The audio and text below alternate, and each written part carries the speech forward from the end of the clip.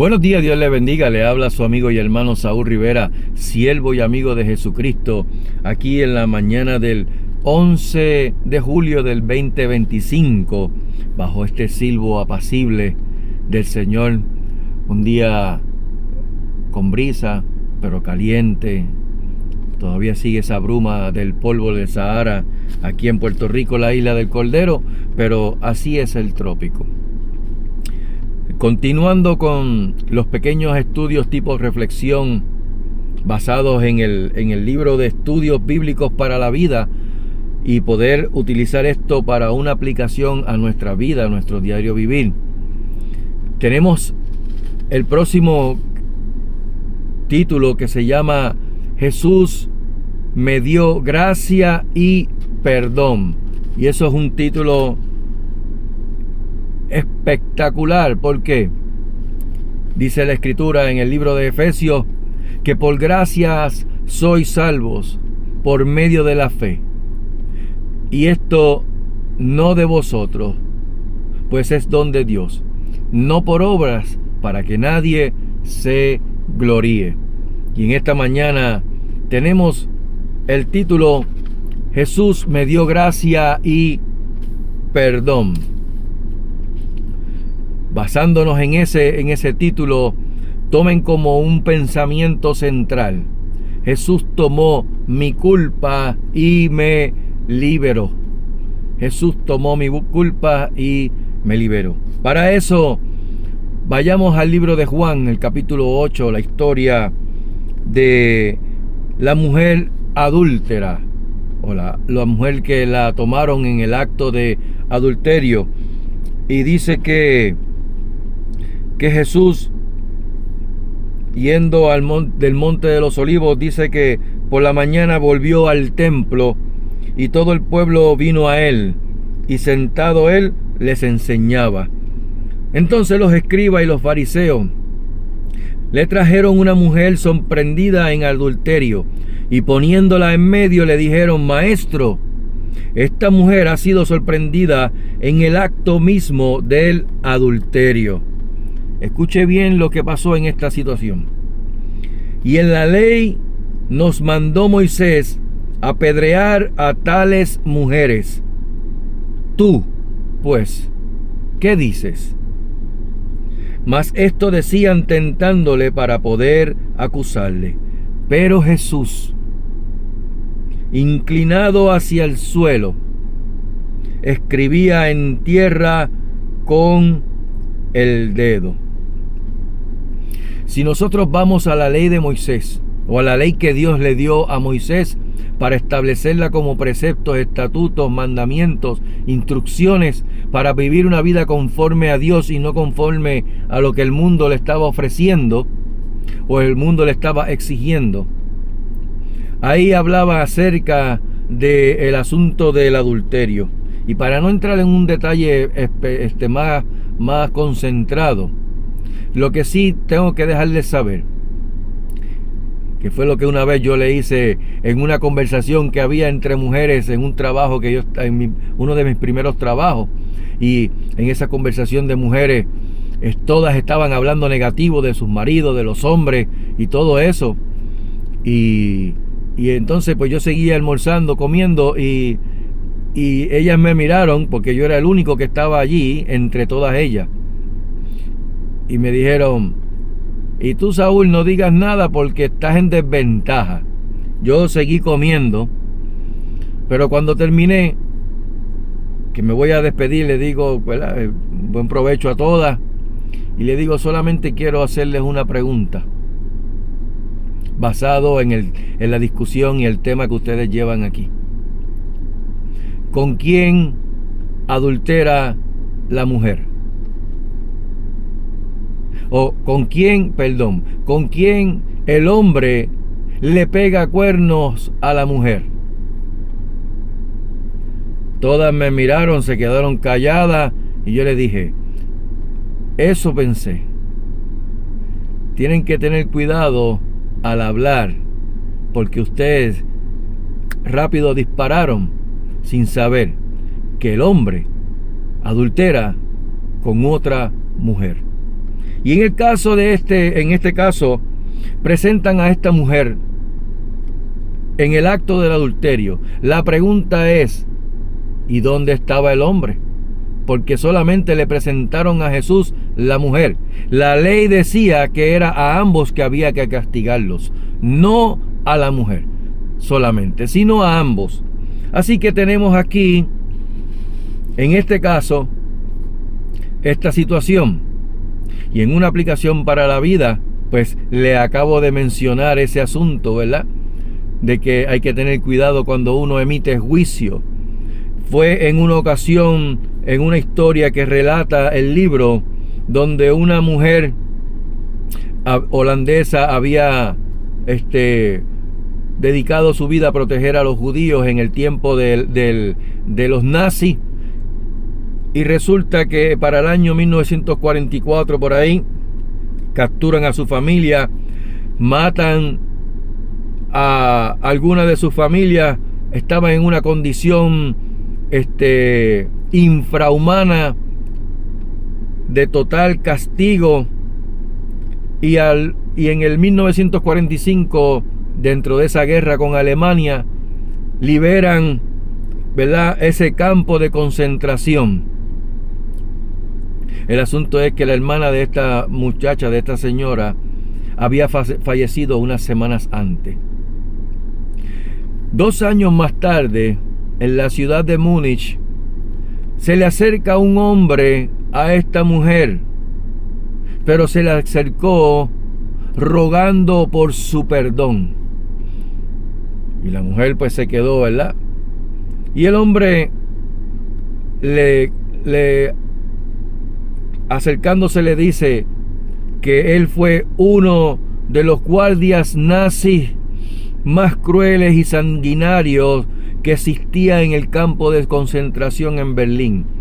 Y él le había confesado de que había tenido un encuentro con Jesucristo, el alfarero, el caballero de la cruz, y que el Señor lo tomó su culpa y lo liberó, y que ahora era un hombre cristiano, pero que necesitaba rogar por el perdón de ella por haber hecho lo que hizo. Yo siempre les he dicho a las personas que nadie puede meditar en lo que no conoce. En los Salmos dice, Salmo 1, bienaventurado el varón que no anduvo en consejo de malos, ni estuvo en camino de pecadores, ni en silla de escarnecedores se ha sentado, sino que en la ley de Jehová está su delicia, y en la ley medita de día y de noche. No puedes meditar en lo que no conoces. Y esta mujer, aunque se le hizo difícil, fue un momento bien difícil para otorgarle su perdón, perdonarlo por lo que había hecho con su hermana y con muchas personas. Ella en ese instante recordó lo que dice en Mateo capítulo 6. Mateo capítulo 6 dice, para poder leerlo, verso 15. Porque si perdonáis a los hombres sus ofensas, verso 14, os perdonará también a vosotros vuestro Padre Celestial. Mas si no perdonáis a los hombres sus ofensas, tampoco vuestro Padre os perdonará vuestras ofensas. Y aquí ella se acordó de ese texto en particular. También recordó que el amor de Dios es derramado en nuestros corazones y que ese amor es más fuerte que cualquier odio que pudiera aflorar en ese momento de crisis. Y lo perdonó. Hoy día,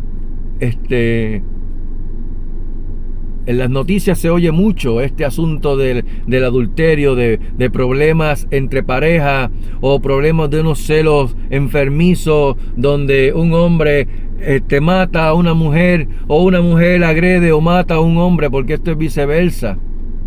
O como sucedió recientemente donde bajo la agresión de un joven hacia una mujer que estaban en relación con 10 o 12 años de diferencia, siendo ella mayor que ese muchacho. Pero el muchacho la agrede también a su hermana, ¿verdad? Según cuentan. ¿Por qué? Porque el muchacho está muerto, así que no tiene manera de defenderse. El asunto está en que el padre de esa mujer, valiéndose de un arma y de un engaño, le dice a la prima del muchacho que va a llevar al muchacho a entregarlo a las autoridades. Pero no obstante, cuando se monta en el carro, le pega un tiro y lo mata.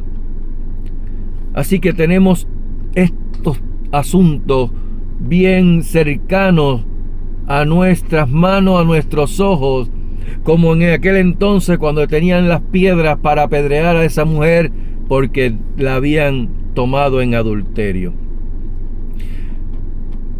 Pero este pasaje comienza con Jesús sentado en el templo. Cuando se oye hablar y se menciona acerca de que está sentado, es que está en total autoridad, enseñando al templo. La Escritura dice: no dejéis de congregarnos como algunos tienen por costumbre. Los escribas y los fariseos interrumpieron la enseñanza de Jesús para venir con esa situación. ¿Cuál sería la actitud espiritual que mostramos nosotros como cristianos? ¿Una actitud de señalamiento o de buscarle las 5 patas al gato cuando el gato tiene 4 y un rabo? ¿O simplemente analizar la situación y saber que uno puede también caer o estar o haber estado en la misma situación o condición en que la persona, y juzgar con justicia? Y cuando se trata de juzgar o de tomar juicio, se trata de evaluar, analizar, no de condenar. Así que aquí tenemos a estos religiosos haciéndole unas preguntas al maestro de manera de poder tentarle. Pero bendito sea el Señor, a Jesús. Jesús sabía cuál era la intención de estos hombres, de estos fariseos, de estos escribas. Ellos no estaban interesados en la opinión que pudiera tener Jesús. Ellos lo que querían era tratar de tentarlo a él. Así que ellos querían desprestigiar a Jesús y crearle problemas, hacerlo ver como que es una persona que no tiene autoridad, que no se vale de nada y que lo que está ahí enseñando son palabrerías. Si Jesús hubiese afirmado ese apedreamiento, su imagen de amigo de los pecadores iba a sufrir penalidad. Además, estaría en contra de la ley romana. Pero si la dejaba libre, iba a también quebrantar lo que hablaba la ley de Moisés, sabiendo también que no había un hombre también con la cual ella cometió adulterio y tenía que ser a los 2. Y tenemos a los religiosos que descubren a esta mujer en pecado, y Jesús conocía la hipocresía que había en estos juzgadores, en estos religiosos, esas malas intenciones, y que el hecho de que al no traer al hombre, ellos también estaban quebrantando la ley de Moisés. Con esto nos quiere decir la Escritura es que tenemos que tener mucho cuidado en cómo uno quiere venir a manipular la Escritura bajo sus propios pretextos. Porque hay un refrán que dice que un texto fuera de contexto se convierte en un pretexto. Por lo que hay que tener cuidado en no manipular la Escritura a nuestra conveniencia para validar o dar por sentado nuestros prejuicios o la manera en que uno piensa y no según la Escritura. Además, recordemos que a los ojos de Dios ningún pecado está oculto. por más pequeño que sea. Pecado, es simplemente desobedecer a la Escritura, a la palabra de Dios. Y aquí viene Jesús y le vuelca la tortilla y le dice: responsabiliza a los acusadores. ¿Cómo? Él simplemente le dice, del verso 6, verso 9 al 7 al 9: y como insistieron en preguntarle, se enderezó y les dijo: el que de vosotros esté sin pecado, sea el primero en arrojar la piedra contra ella. E inclinándose de nuevo hacia el suelo, siguió escribiendo en tierra. Pero ellos, al oír esto, acusados por su conciencia, salían uno a uno, comenzando desde los más viejos hasta los postreros, los más jóvenes. Y quedó solo Jesús y la mujer que estaba en medio. ¿Qué hizo Jesús? Les descubrió su engaño. Desnudó la conciencia de los que acusaban a esa mujer. Estar ante la presencia de Jesús siempre tiene ese efecto en la persona. Por eso es que muchos no gustan de leer la Escritura y aplicar la Escritura, porque la Escritura es viva y eficaz y más cortante que toda espada de dos filos, que penetra hasta el tuétano. Ella es como martillo que quebranta, pero también, para que sepan, es más dulce que la miel y que la que destila del panal. Pero la ley de Dios no salva a nadie. La ley de Dios te muestra quién eres ante Dios: un pecador. Romanos 3:23 dice que por cuanto todos pecaron, están destituidos de la gloria de Dios. Así que termina la historia. Enderezándose Jesús, y no viendo a nadie sino a la mujer, le dijo: mujer, ¿dónde están los que te acusaban? ¿Ninguno te condenó? Ella dijo: ninguno, Señor. Entonces Jesús le dijo: ni yo te condeno, vete y no peques más. Jesús le devolvió la dignidad a esa mujer que había cometido adulterio. Mientras los religiosos mostraban un desprecio por esa mujer al exhibirla, sin exhibir al hombre también, y usarla para promover sus agendas personales, como suele suceder en estos días, donde muchos religiosos y políticos se valen del desprecio de otros para promover sus agendas personales. Ellos no trajeron al hombre, aunque la ley demandaba que tenían que venir los dos. Tal vez, quizás se les escapara, pero lo más seguro es que prevaleció la discriminación contra la mujer. Aquí entonces notamos que Jesús ignoró esas acusaciones y a los acusadores, pero no ignoró a la mujer. No condenó su pecado y la trató con respeto, pero también le dijo: vete y no peques más. Jesús le dio gracia y perdón a la mujer.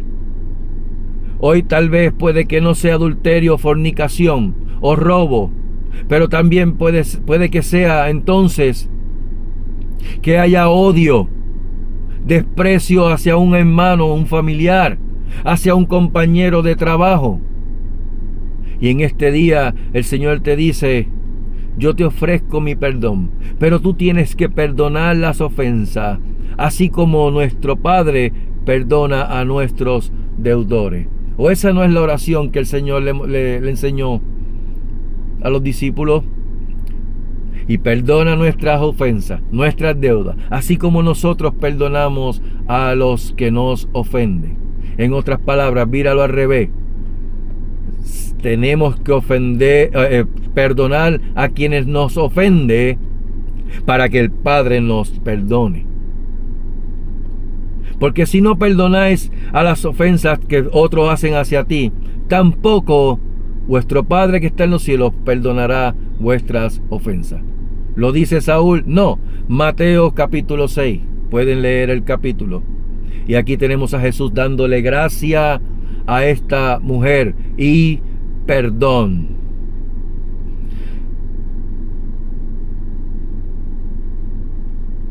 Con la primera, Jesús resalta ante todo el pueblo que los acusadores habían abandonado el templo sin apedrearla. Pero con la siguiente, ella podía afirmar que nadie la había condenado, porque aunque de diferente forma los religiosos y los que estaban allí presentes, excepto Jesús, todos eran pecadores. Y Jesús era el único que podía condenarla. Sin embargo, le extendió su perdón gratuitamente, porque por gracia soy salvo por medio de la fe, y esto no es de vosotros, pues es don de Dios, no por obra, no por nada que podamos hacer, sino no por obra para que nadie se gloríe. Esto era posible por parte de Jesús, porque pronto Jesús entregaría su vida por los pecados de ella. Es que, mis amados, la gracia viene con Jesús. Él es la gracia inmerecida por parte de Dios. Es la gracia que viene con Jesús. Es el Cordero de Dios que quita el pecado del mundo, como Juan el Bautista lo identificó. Así también nosotros recibimos la gracia y el perdón de nuestros pecados. Jesús le dio gracia y perdón sin condenar a esa mujer pecadora. Jesús da gracia y perdón sin condenar al pecador. Si leemos Juan 3, el verso 16, que todos los conocemos, y vemos el verso 17, dice, porque el verso 16 es porque de tal manera amó Dios al mundo.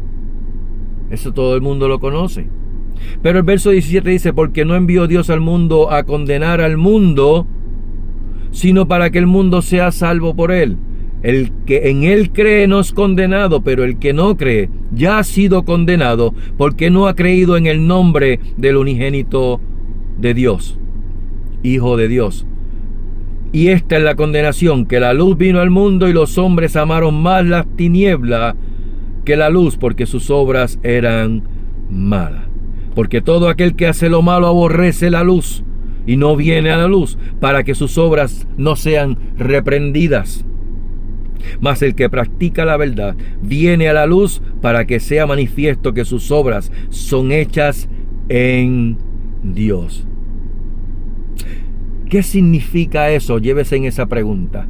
¿Qué significa vivir al acorde, al mandato, a la ley de Dios? A esa ley: no peques más.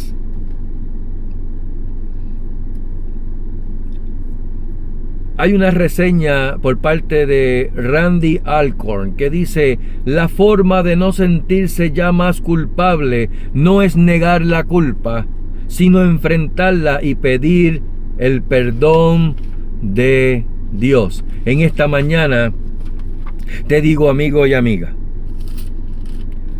el único que puede perdonar nuestras ofensas se llama Jesucristo. El único que puede perdonar nuestros pecados se llama Jesucristo. Y en esta mañana Él te dice: ni yo te condeno, vete y no peques más. ¿Qué debemos hacer? ¿Qué debes hacer, mi querido amigo? Dos cosas, dos simples detalles que están en la Escritura.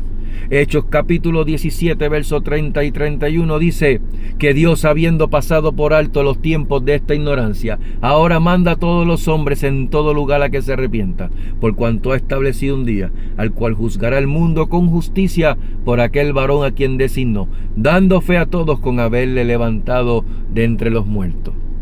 Cuando tú vienes con un corazón contrito y humillado, porque dice la Escritura que los sacrificios de Dios son el espíritu quebrantado, al corazón contrito y humillado no despreciarás tú, oh Dios.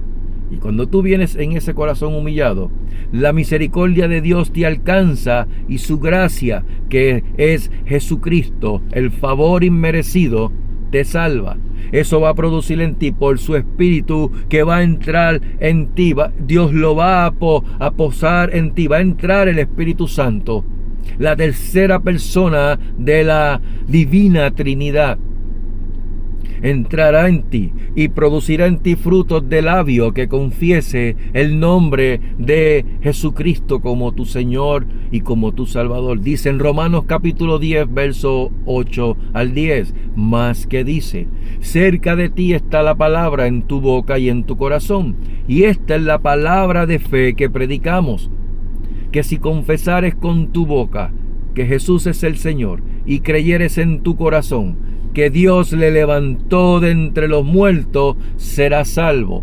Porque con el corazón se cree para justicia, mas con la boca se confiesa para salvación. Si escuchaste hoy su voz, no endurezcas tu corazón. Jesús tomó mi culpa y me liberó. Que Jehová les bendiga y les guarde. Que Jehová haga resplandecer su rostro sobre ustedes y tenga de ustedes misericordia. Que Jehová alce sobre ustedes su rostro y ponga en ustedes shalom. Que tengan una excelente mañana, tarde o noche cuando puedan ver este video. Pero que sobre todas las cosas, la gracia y la paz de nuestro Señor Jesucristo sea sobre vuestras vidas en sobreabundancia. Que tengan una excelente mañana y no olviden compartir este video para que los algoritmos de YouTube puedan ver el video como un video importante y continuar con las enseñanzas del Maestro, el Caballero de la Cruz, Jesucristo. Dios te bendiga. Amén.